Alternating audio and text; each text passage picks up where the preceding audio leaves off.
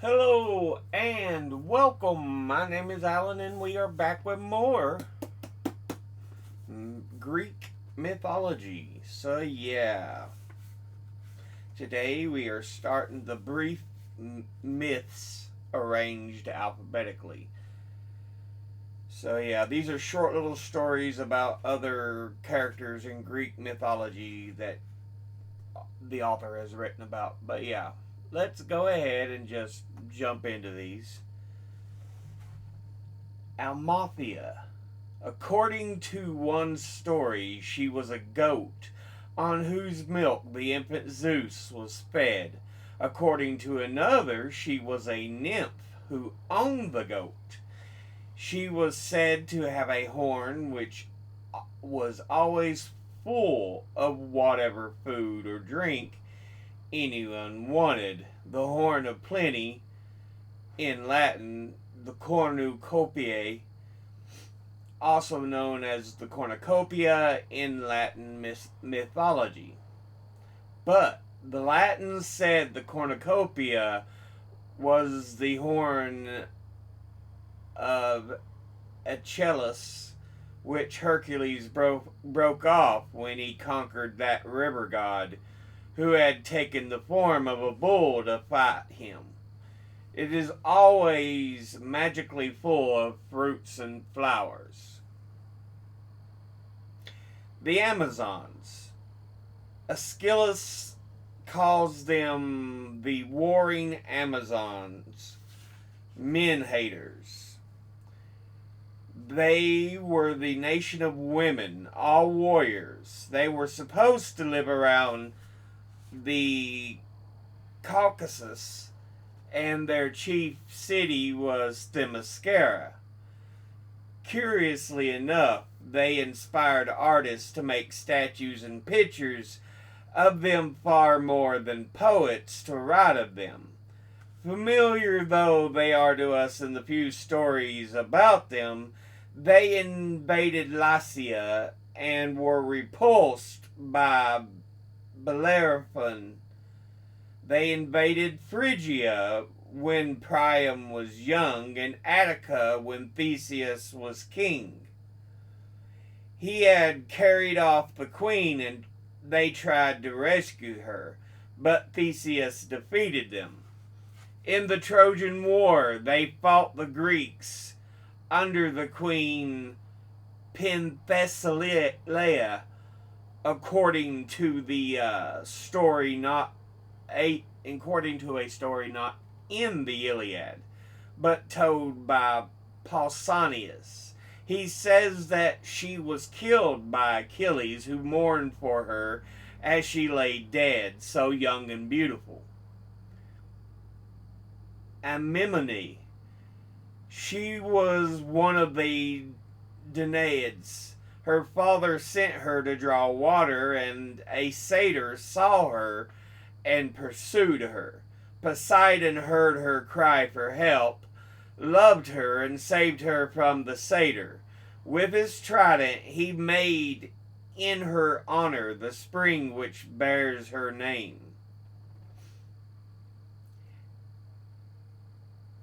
Antiope. The princess of Thebes, Antiope bore two sons to Zeus, Zethus and Amphion. Fearing her father's anger, she left the children on a lonely mountain as soon as they were born. But they were discovered by a herdsman and brought up by him. The man, when ruling Thebes, Lycus, and his wife Derke, treated Antiope with great cruelty until she determined to hide herself from them. Finally, she came to the cottage where her sons lived. Somehow they recognized her, or she them, and gathering a band of their friends, they went to the palace to avenge her. They killed Lycus and brought a terrible death upon Derke, tying her by her hair to a bull. The brothers threw her body into the spring, which was ever after called by her name. Arachne. This story is only told by the Latin poet Ovid, therefore the Latin names of the gods are given. The fate of this maiden was another example of the danger of claiming equality with the gods in anything whatsoever. Minerva was the weaver among the Olympians as Vulcan was the smith. Quite naturally, she considered the stuff she wore unapproachable for fineness and beauty, and she was outraged when she heard that a simple peasant girl named Arachne declared her own works to be superior. The goddess went forthwith to the hut where the maiden lived and challenged her to a contest. Arachne accepted. Both set up their looms and stretched the warp upon them. Then they went to work. Heaps of skeins of beautiful threads colored like the rainbow lay beside each, and threads of gold and silver too. Minerva did her best, and the result was a marvel, but Arachne's work, finished at the same moment, was in no way inferior. The goddess, in a fury of anger, slit the web from top to bottom and beat the girl around the head with her shuttle. Arachne, disgraced and mortified and furiously angry, hanged herself. Then a little repentance entered Minerva's heart.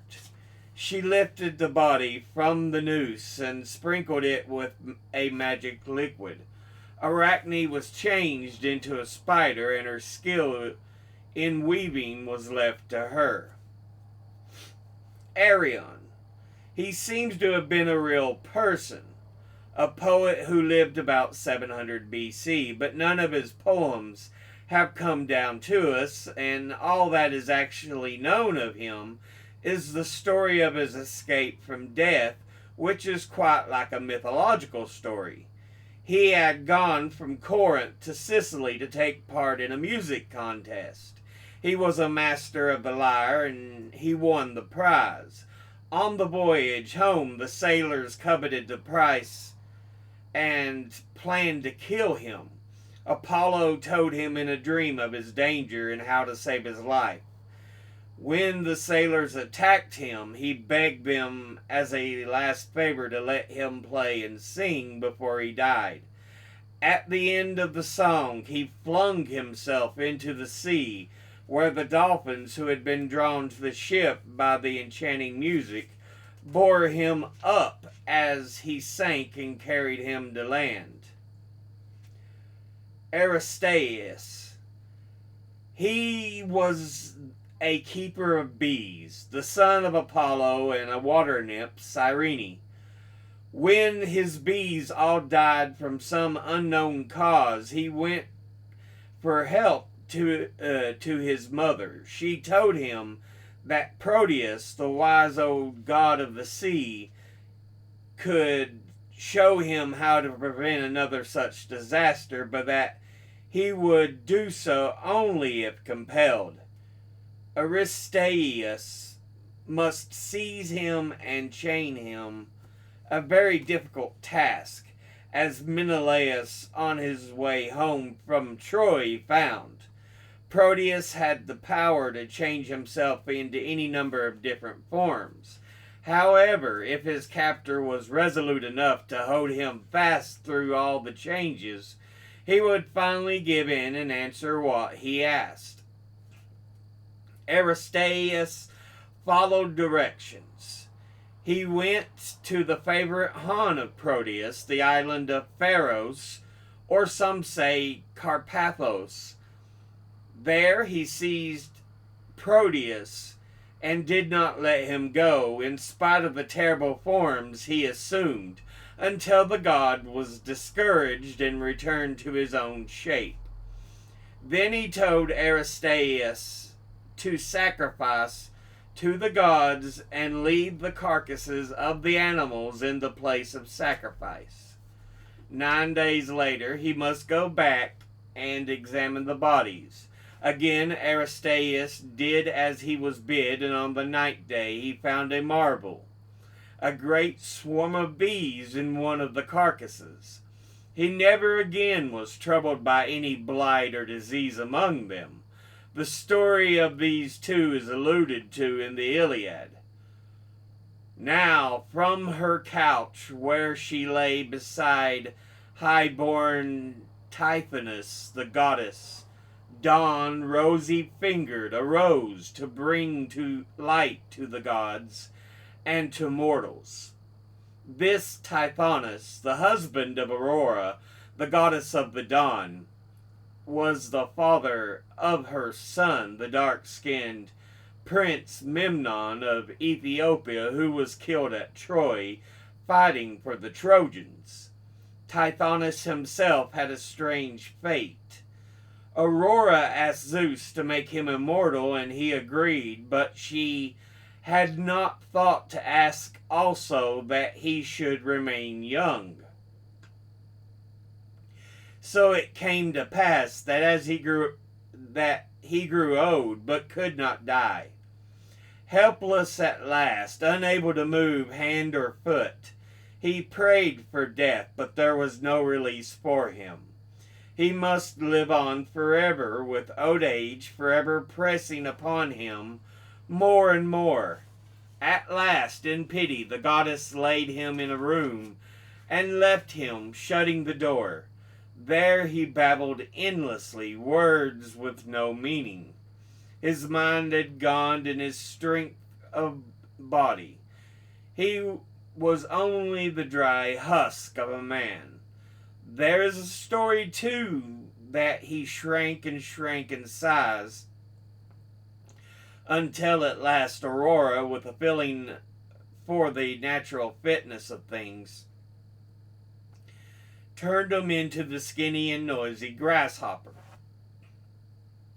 To Memnon, his son, a great statue was erected in Egypt at Thebes, and it is said that when the first rays of dawn fell upon it, a sound came from them like the twanging of a harp song.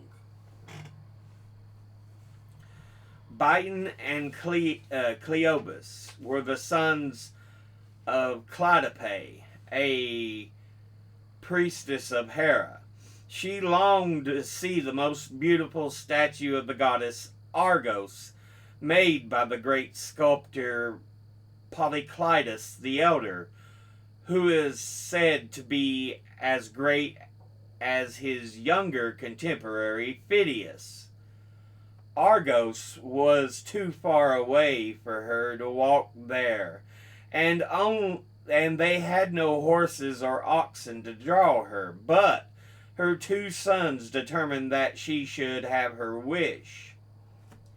They yoked themselves to a car and drew her all the long way through the dust and heat.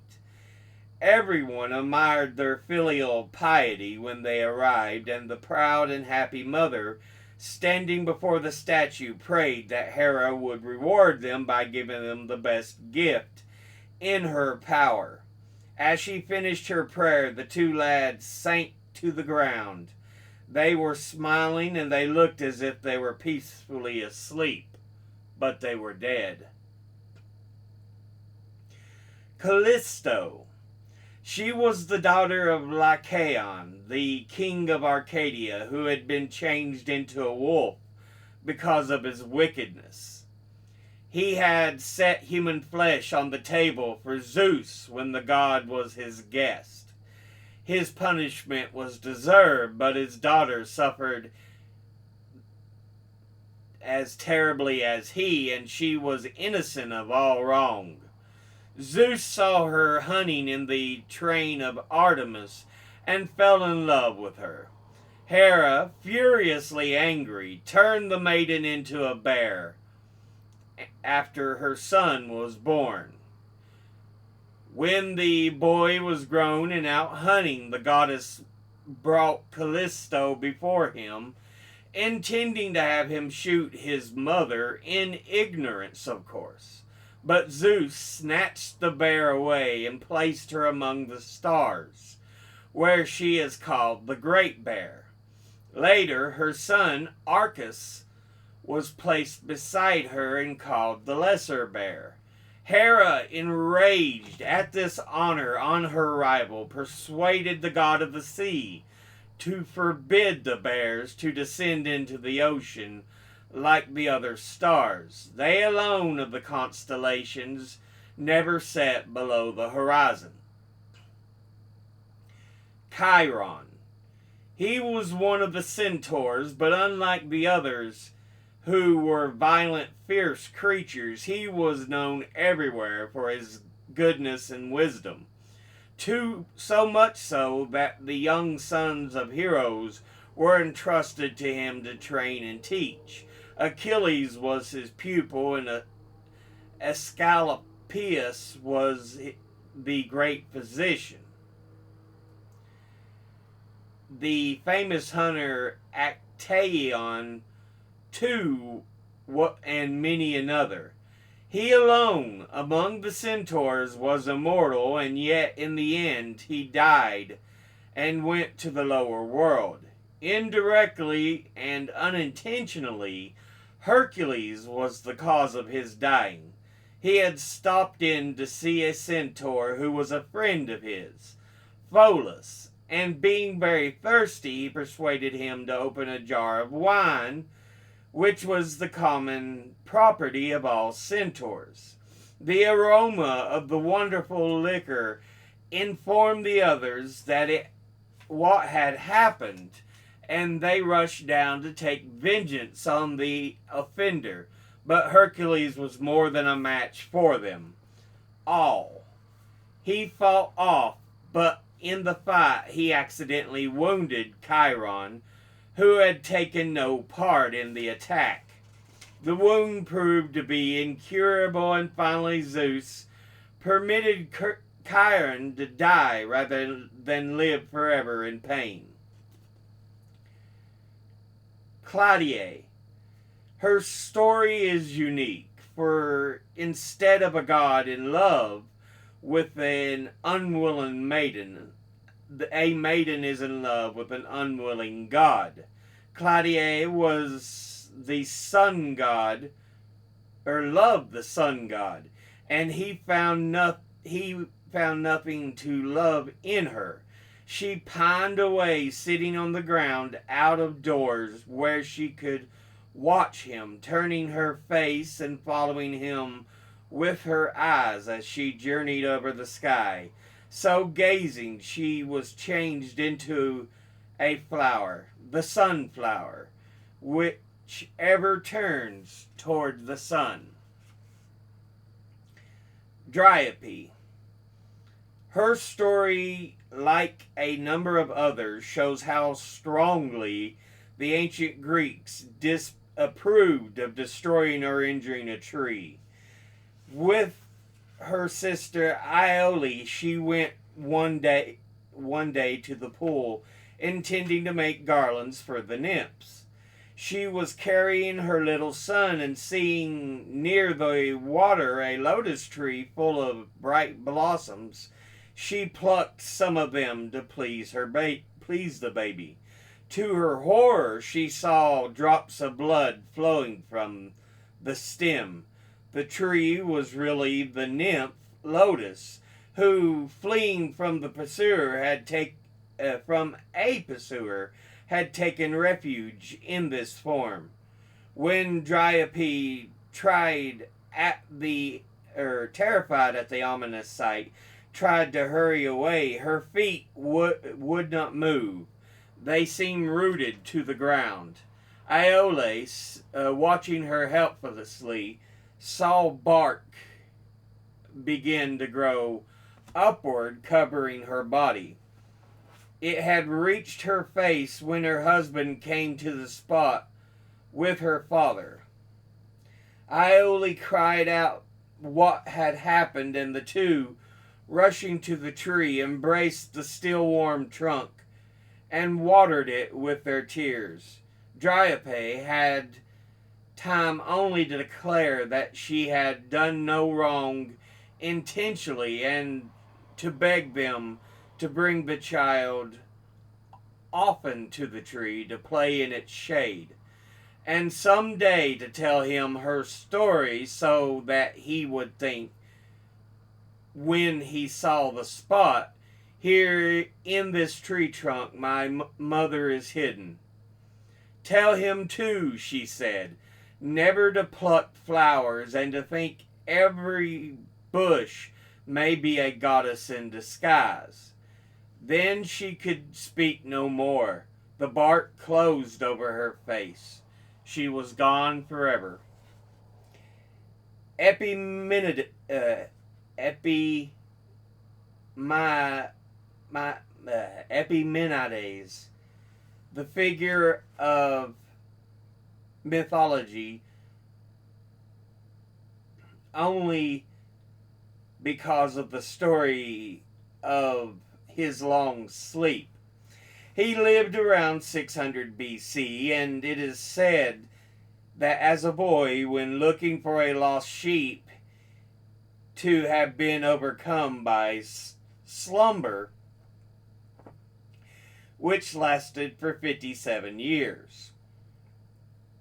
On waking, he continued to search for the sheep, unaware of what had happened, and found everything changed.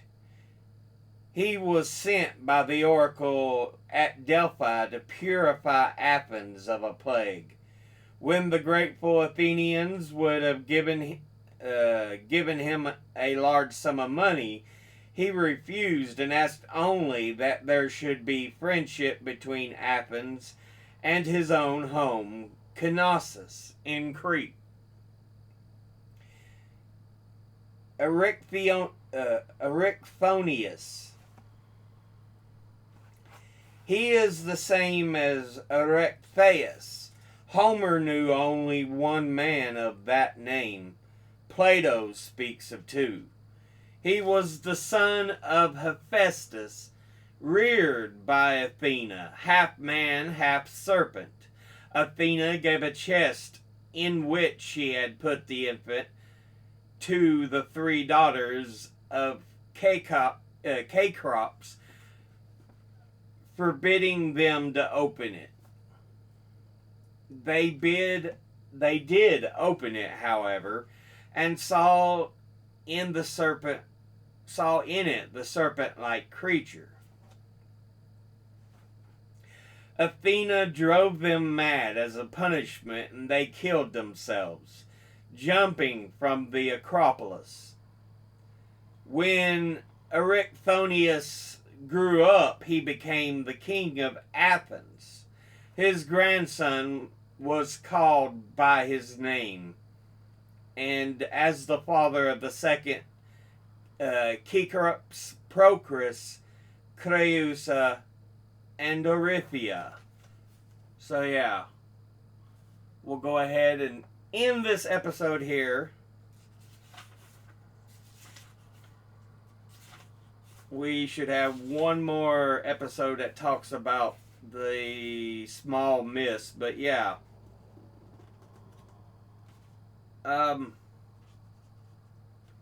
We got a number of small ones. Just a variety of different stories. Of course, I've heard of the Amazons. If you've ever read comic books and know Wonder Woman, or watched the DC movies with her in it, she was supposed to be an Amazonian. And she's from Themyscira. That's what they talk about all the time. Which Themyscira in itself is just the chief city. There's supposed to be more where the Amazonians are from, but let's see. Also heard of Arachne, how the idea of spiders being weavers of webs were born.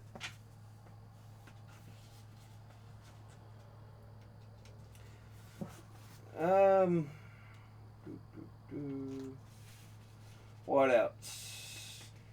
I've heard the name Callisto, but I don't think I was really familiar with the legend. Chiron, I've heard before because, yeah, he has a part to play in a lot of the major heroes in Greek mythology, so. But, yeah. Rest of them, though, wasn't as familiar. I'm not as familiar with, but, yeah.